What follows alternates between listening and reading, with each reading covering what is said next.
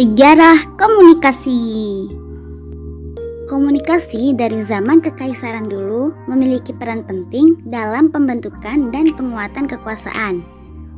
Pada zaman kekaisaran, menggunakan cara dengan membuat barisan orang-orang yang ditempatkan di ketinggian atau menggunakan api dan asap di malam hari serta cermin di siang hari. Komunikasi semakin berkembang pada abad ke-19. Sistem komunikasi meluas dengan menggunakan teknologi terbaru, yaitu telegraf. Teknologi ini dikembangkan oleh Samuel Morse pada tahun 1837. Hal ini menciptakan peluang untuk keuntungan dan ekspansi internasional.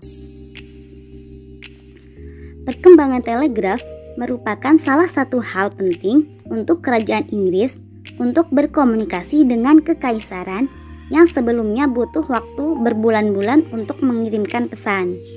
Pada saat Perang Crimea tahun 1854 sampai 1856, Inggris dan Perancis berusaha mencegah ekspansi Rusia ke arah barat yang mengancam rute-rute di daratan kekolonial mereka di Asia melalui kabel bawah laut oleh Inggris. Perluasan kabel ditandai dengan persaingan antara kerajaan Inggris dan Perancis yang semakin intensif setelah 1869 dengan pembukaan terusan Suez.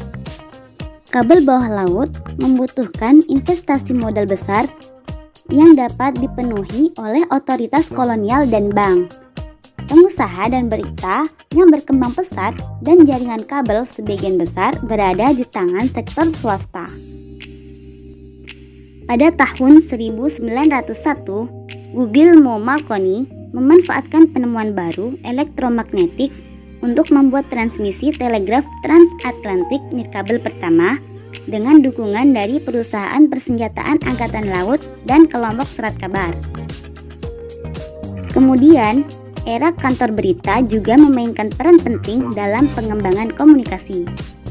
Pembentukan banyaknya kantor berita pada abad ke-19 mengubah proses penyebaran berita baik secara nasional maupun internasional.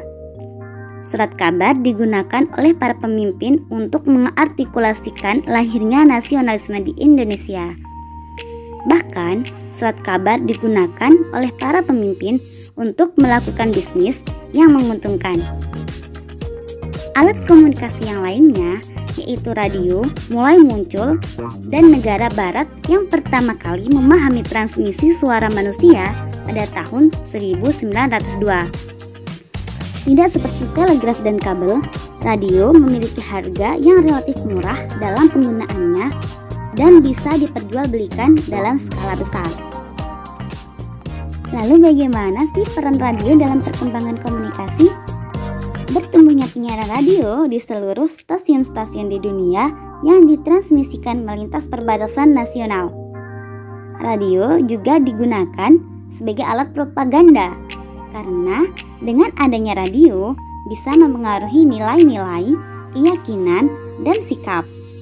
Selama Perang Dunia Pertama, radio memiliki kekuatan yang diakui dari kecepatan penyampaian pesan-pesan propaganda baik dari dalam negeri maupun luar negeri. Uni Soviet juga menjadi negara pertama yang mengambil keuntungan. Siaran radio gelombang pendek pertama di dunia adalah dikirim dari Moskow pada tahun 1925. Dalam waktu 5 tahun, Radio All Union adalah menyiarkan propaganda di Jerman, Perancis, dan Belanda. Propaganda diciptakan untuk memenangkan opini publik agar meyakinkan masyarakat.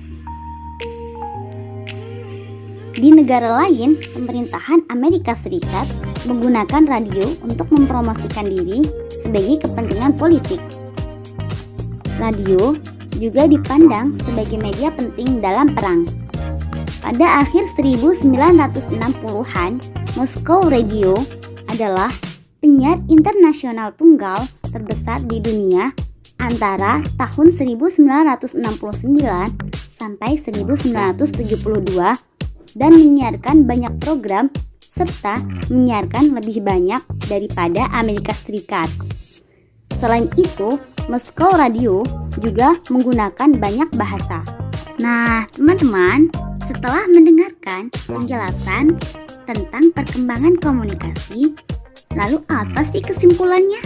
Perkembangan komunikasi dari zaman dulu hingga sekarang membuktikan bahwa komunikasi tumbuh dengan terciptanya berbagai media yang lebih mudah dan efektif dalam membantu komunikasi dalam negeri maupun luar negeri.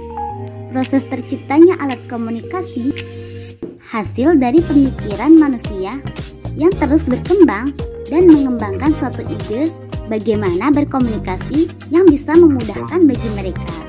Pada zaman sekarang, bisa dilihat bahwa komunikasi sudah berkembang demikian pesat. Terlebih lagi dengan adanya media sosial seperti Facebook, Instagram, Twitter, dan yang lainnya memudahkan kita untuk berkomunikasi dalam jarak jauh. Sekian, terima kasih dan sampai jumpa lagi.